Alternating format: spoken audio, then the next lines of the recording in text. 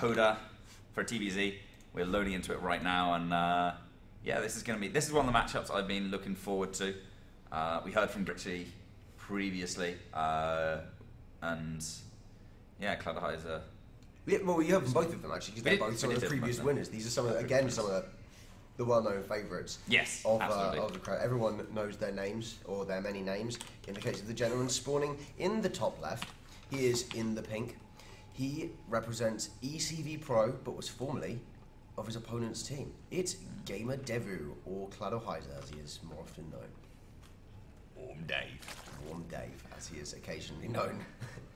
Only by us, really. Yes. Maybe more people after this. I'm still not sure if he knows we called him Warm Dave. I don't really care. I kind of hope he does know. I don't know whether I prefer him to know or not know. If we just started talking about like Warm Dave in front of him and how he's a bit of a twat, and he was like, "Who's this Warm Dave?" I'd just like to see the look on his face of slight confusion and mild irritation. Yeah, that is all I live for. Either way, down in the bottom right-hand side, we have Mr. Stim and Win himself, the blue Terran player, representing Force Gaming's Pro Division. It is GamerRichy in a battle of the gamers. Yes, they are both gamers. They both have the name Gamer, possibly because Richie has always been GamerRichy. Yes. In fact, most likely because of that, quite specifically. But that is why we call him Cladorhiza, because it's much less confusing, and I actually then know who I'm talking about. Yes, that does help. It's all part of the way. And opening with that pool style again, so I think we'll probably see pool hatch. We've already seen Cladorhiza play versus a Terran before. He was much more comfortable when he didn't go for fast gas. So let's see. But on the other hand, these two know each other very well. They have played many, many, many times. They probably know each other's styles and quirks inside out. I think we could see some very interesting games.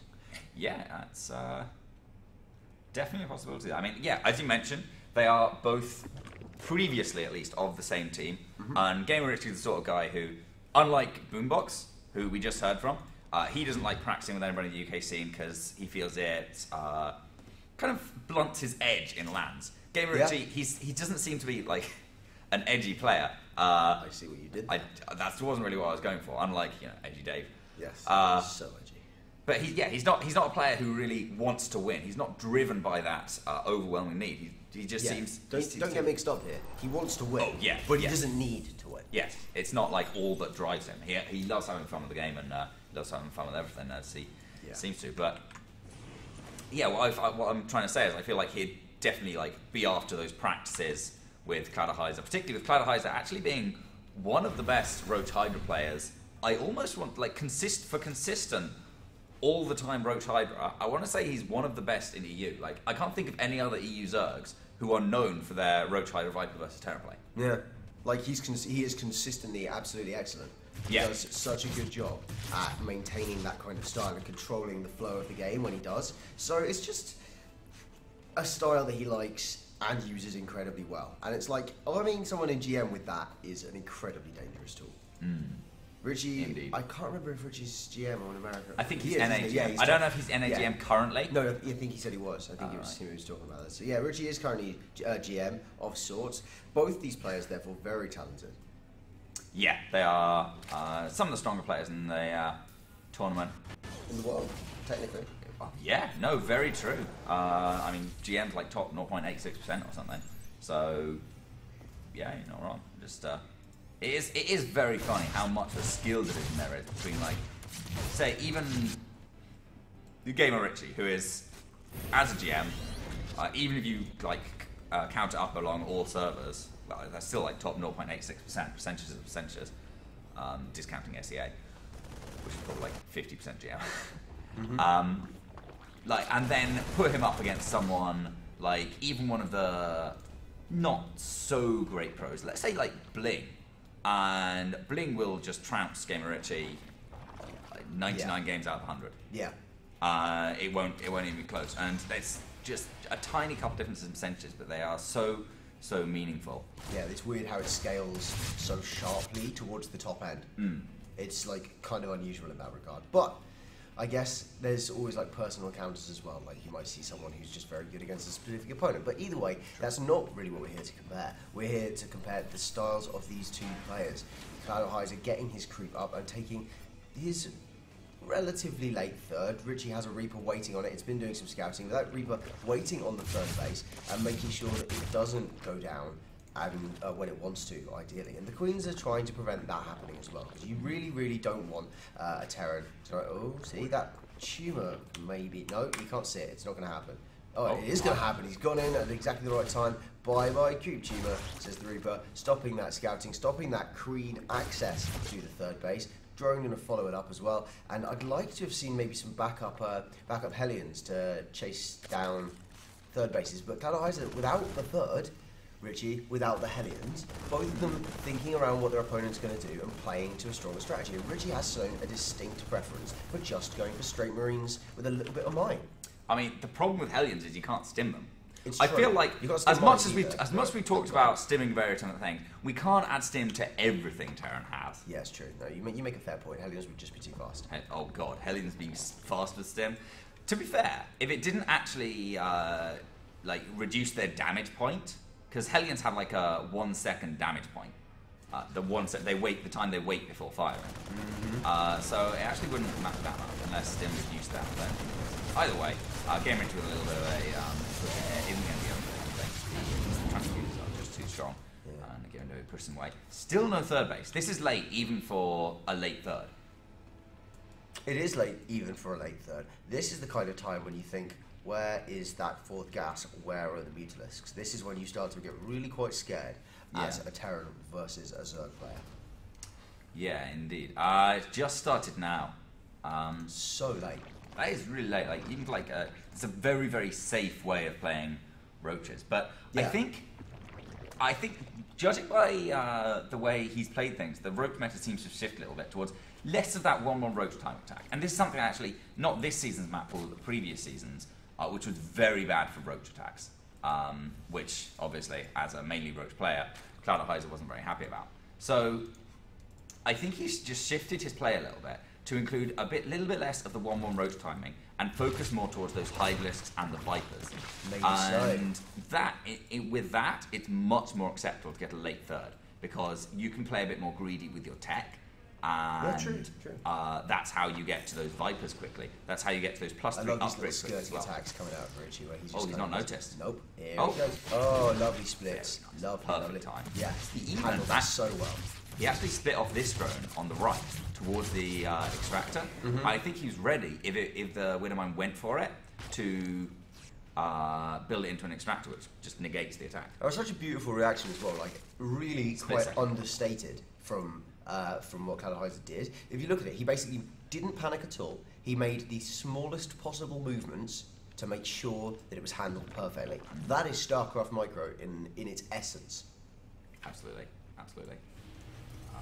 Really beautiful. Depth of Micro Lush would be having a very happy day if he was watching. But either way, Hydralisk Den on the way now for Cladorhiza. 2-2 upgrades starting as well. GamerRichy went for some relatively fast upgrades of his own, so he's not going to be too far behind in that, and that's going to serve him in really good stead. Once the bio actually gets to 3-3, which should only be a little bit ahead of the Zerg, in fairness, because how GamerDevvo plays, how Cladorhiza plays, does get his hive down quite quickly. And GamerRichy has a pretty decent little Widowmine camp up here. He's going to be baiting out the detonations on Queens, which then trying to keep themselves up. Getting it out on yeah, really nice. It's pretty cool. Trying to use it to damage the medevacs and it's succeeding.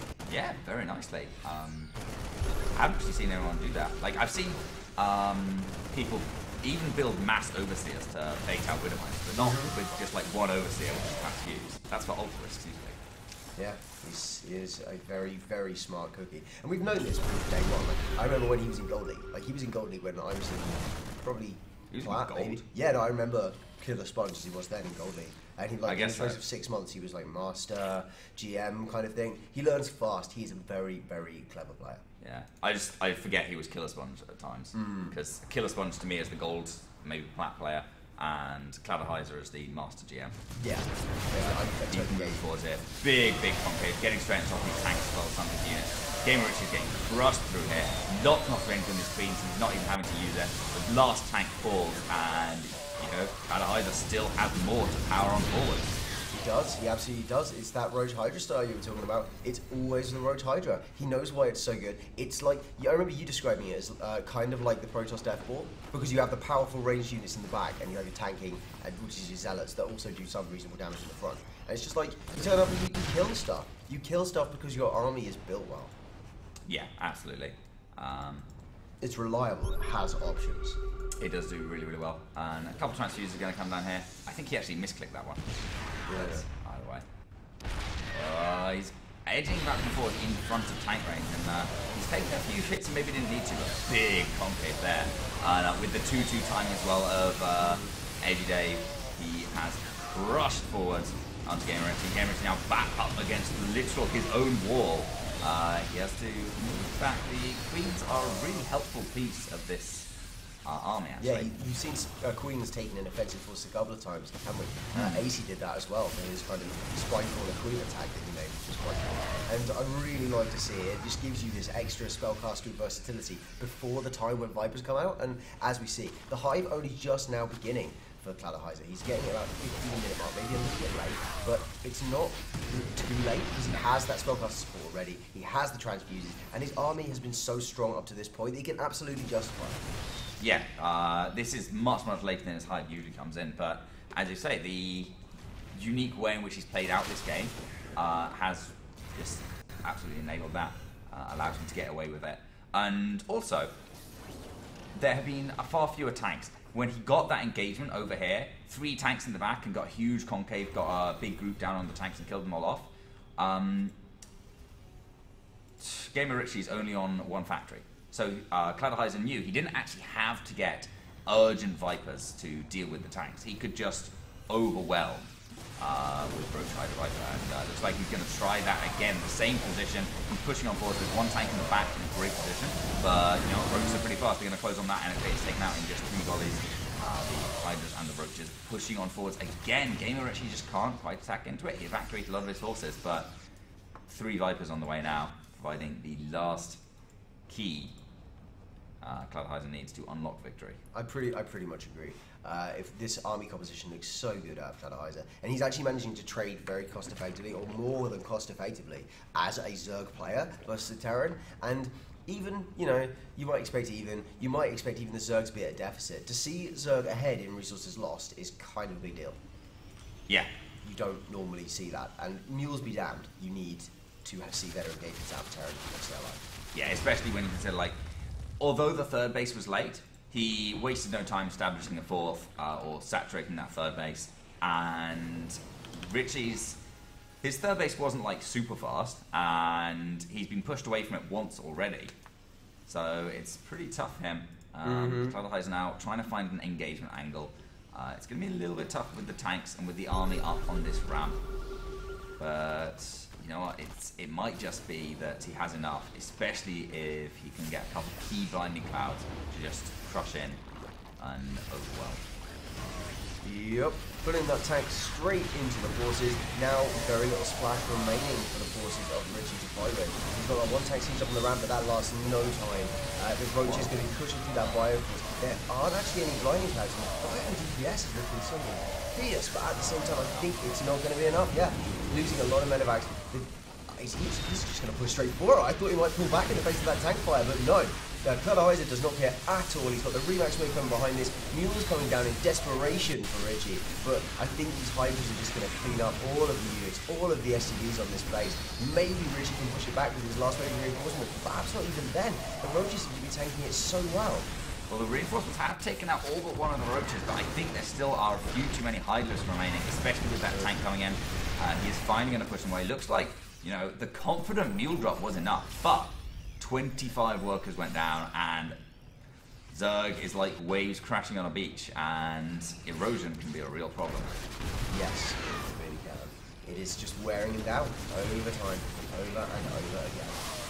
Yeah, second wave of Cladorhiza's reinforcements coming. He breaks through the main ramp He's got a pretty concave setup if GamerRichy decides to move his army down from the third. And if he doesn't, then woo-hoo-hoo, this is your production. This is it. A nice little sandwich coming in from GamerRichy, but the counter sandwich making it a triple three-way from GamerDevvo, who comes in, takes out that tank. GG, well played as GamerRichy in game 1. Goes to the ECV player, Cladorhiza. Looking fierce as usual. He's in his zone. He's in the place where he feels comfortable. I don't think that he can fall from there. Like, he might get knocked down by Boombox, the ever confident Boombox, but I don't know. What I saw of Boombox's PvZ looks solid, but at the same time, I think if Cladorhiza's on point, he's going to take this.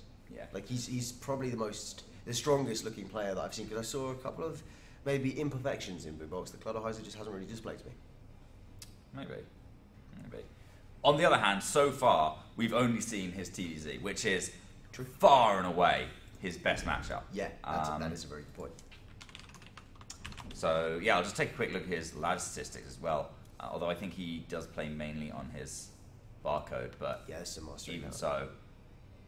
oh, that's his Protoss. Right.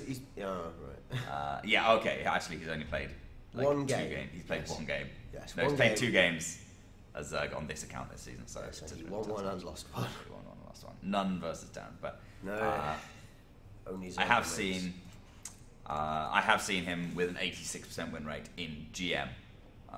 So that's pretty disgusting. There are some top level professionals who can't. This was just versus Darren, but still. Yeah, but still, even at that level, there's top level professionals who can't achieve that. Yeah, it's he is a titan of TVZ. And Terraform is going to be the next map up. So, going to get everyone in here and get things going. So, 2 2-base maps so far. Terraform. Have I seen Terraform yet? We have. It's the spirally one. Oh, well, with back bases, like backwards facing E bases. It's no, I like that one. Interesting one. I don't know how good roaches are going to be on it. I mean, I'm pretty sure like Roach Hydra, if it's in the hands of Cladorhiza, can be made to work on any map. So I don't know. We'll have to see. He may not. That's not what I thought it was. Oh, you were thinking of the Forceborn Cactus Valley. Yeah, that is what I think. This is more spirally, isn't it? Yes, this is considerably more spirally, but I like it. It's like yin and yang. Yeah. It's definitely the most standard of the maps introduced in this ladder season. What's the attack path like? It looks quite long, but there may It's actually not, because there are a ton of vision blockers. Yeah, I didn't think it was going to be as long as it looked in that little glyph. Yeah, there's a ton of vision blockers, and you can actually attack like through them, and it's not like super long. If you just look on, like you go, where's it? Out here, through there, out there. Yeah, I see it. We have seen this one before. This is where AC did something nuts. The AC contained, and indeed, Richie versus somebody. Richie's first game with the counter attack. The TVT. Richie versus. When he won the first game was here, I think. Spiky. No, I know who you mean. Sluggy. Yeah. I knew there were a couple of G's, and we got this. We got this. And up in the top left-hand corner, the player who's currently up 1-0. It is the pink Zoe player from EC Visualized Protein. Warm Dave.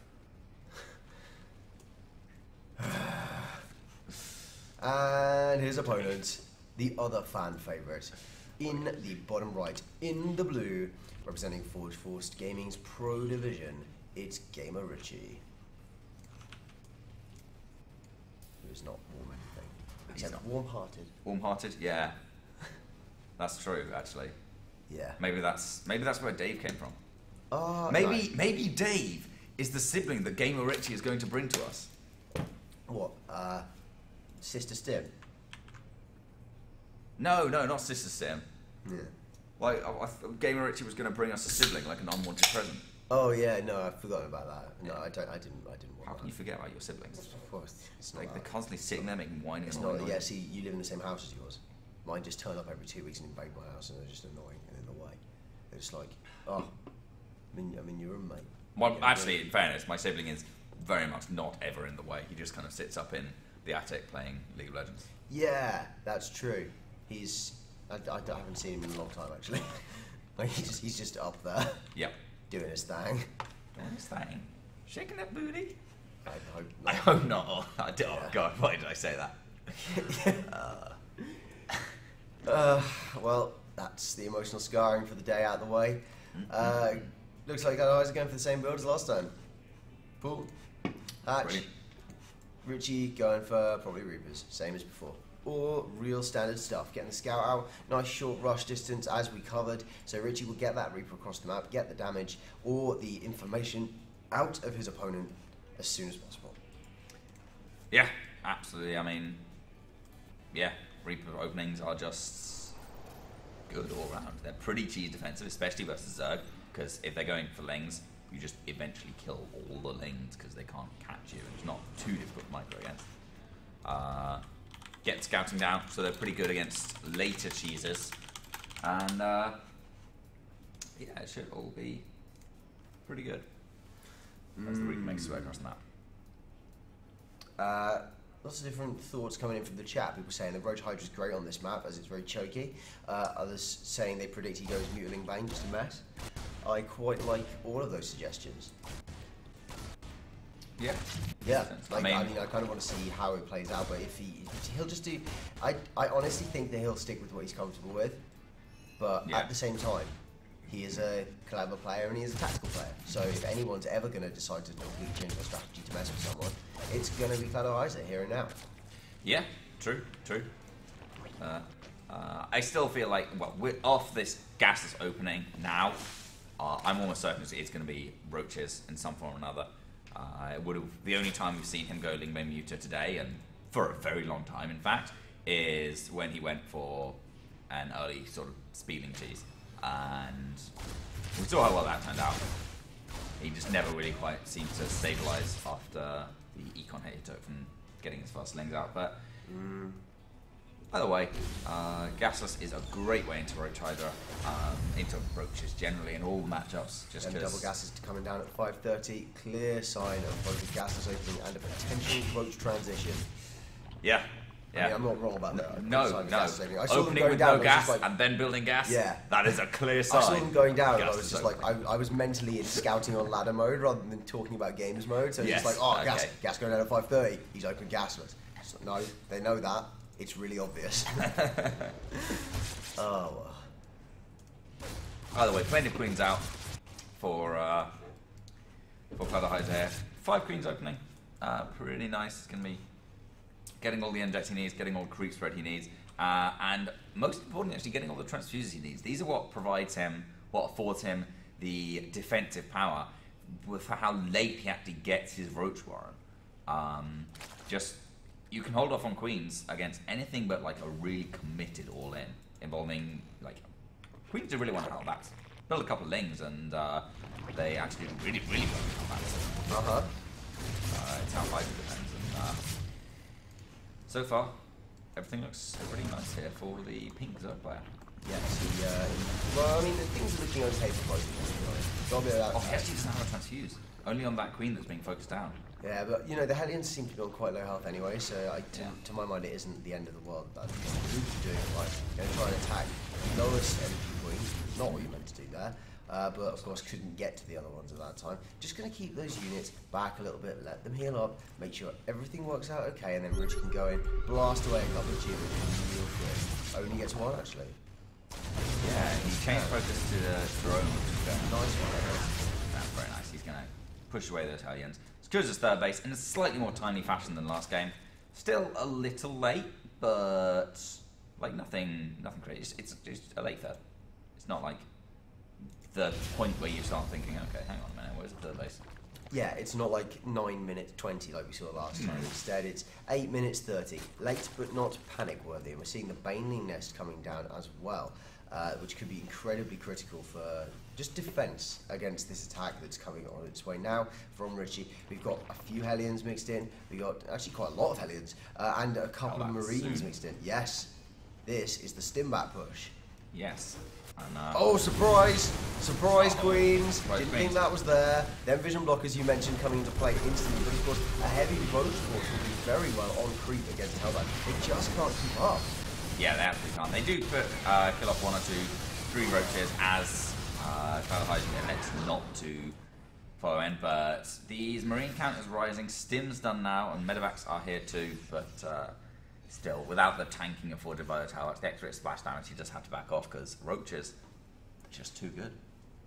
Roach is good unit. Yeah. You know, a lot of people think that we should go back to the old Roach in beta that was 1 supply. I completely disagree. I think that would be ridiculous. I think roaches, like Zerglings, should spawn 2 from an egg and be 1 supply. I think that roaches should be 0 supply, but they should have timed life like small hosts. I agree, but the timer should be set to an hour. Oh, no, I don't think that. Well, I'm glad we reached a disagreement. I think the timer should be about 10 seconds. They're a purely defensive unit.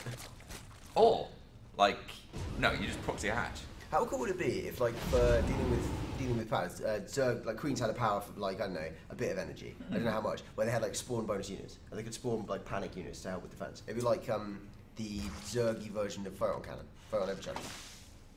You know, do you know Starbow? Yes. Yes. I know of Starbow.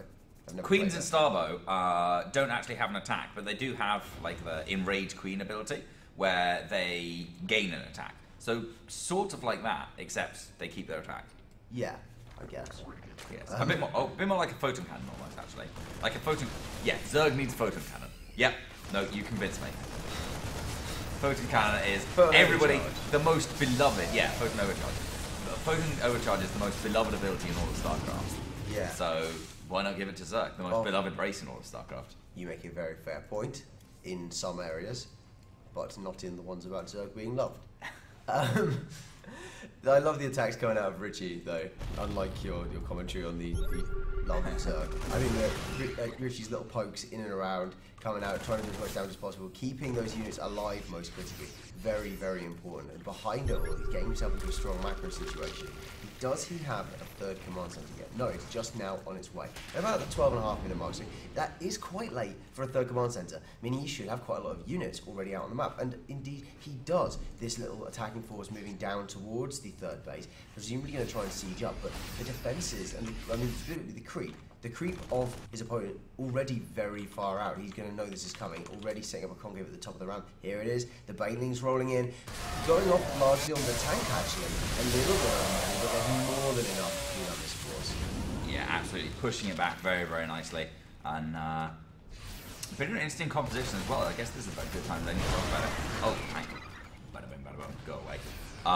Yeah, Ling Bane Roach coming from Cladorhiza. Even when he goes Ling Bane, he can't escape the roaches. And you know what? Looks like neither can GamerRichy as Cladorhiza pushes forwards, crushing through that little bit of force, and now 85 army spike to 35.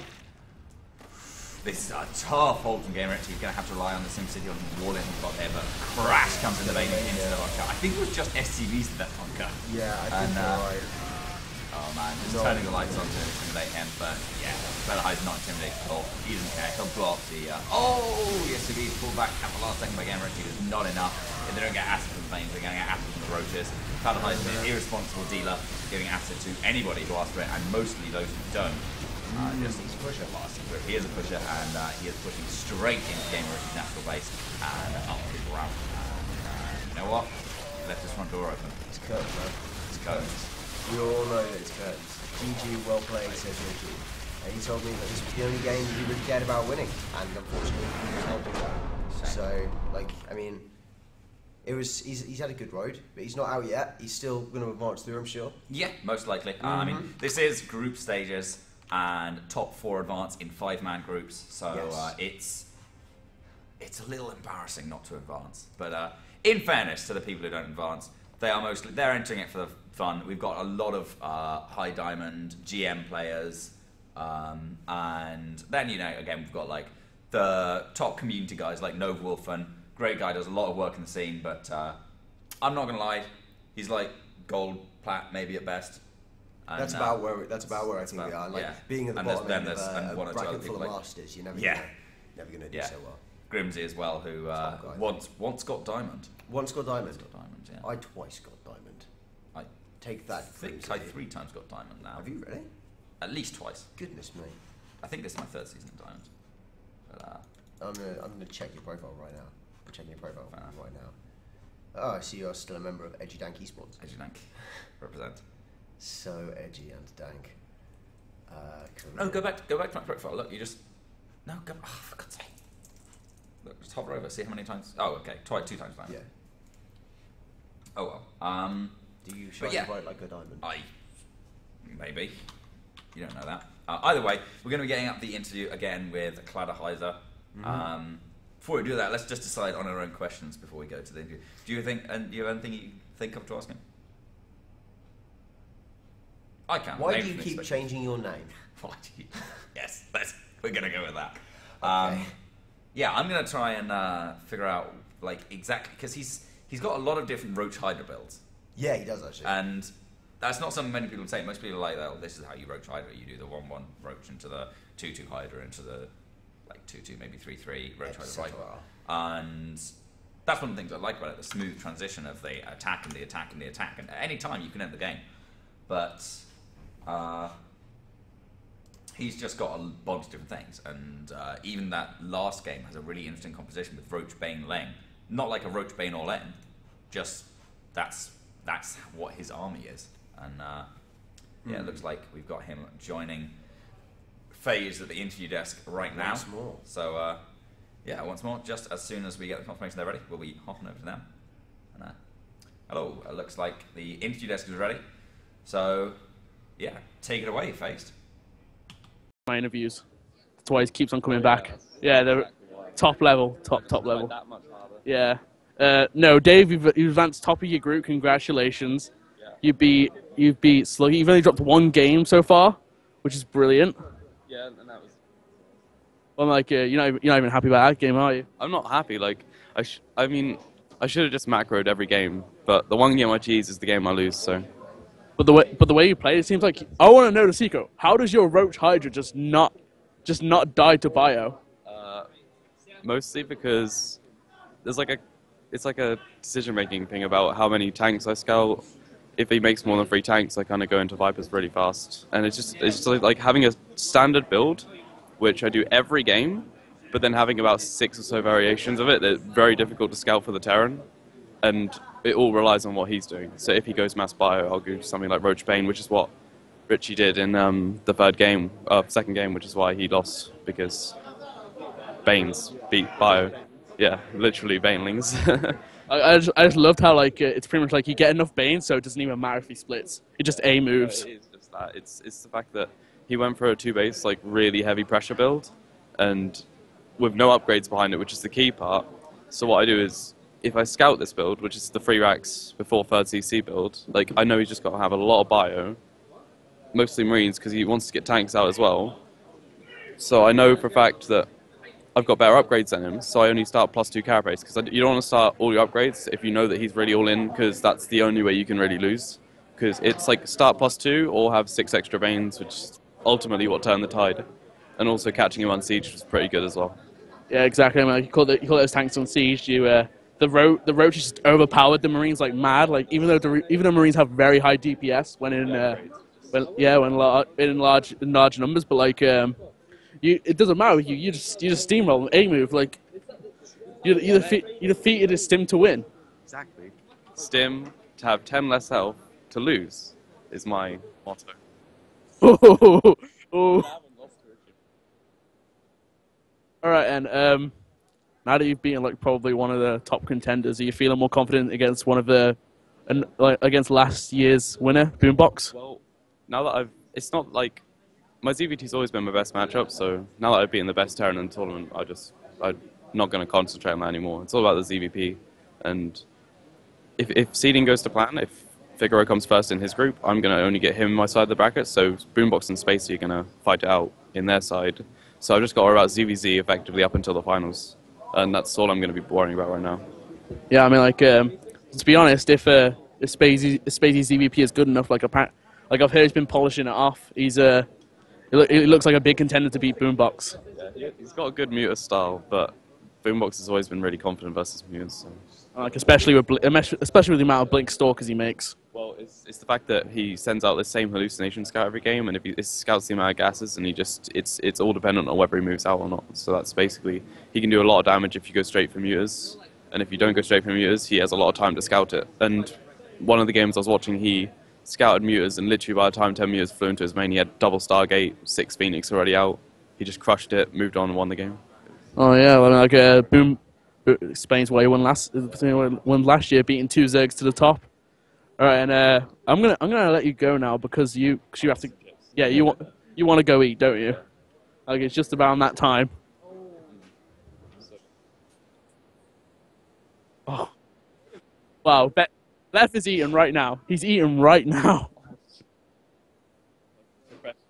Like professional casters, top. Just wants to eat apparently now. Yeah. We don't get anything to eat all day. Yeah, oh. Just keep it off. Yeah, just. Oh well, you'll get your food at the end, Left. You can live. You can. Yeah, it's like go back to casting. I'm gonna let you go now because you can go eat. Congratulations and getting out top of your group and loving the styles, loving the way you just steamrolling Terrans like I never could. All right, and next game I think is Zero versus Space Amazing versus Zero. I'm gonna go tell them that.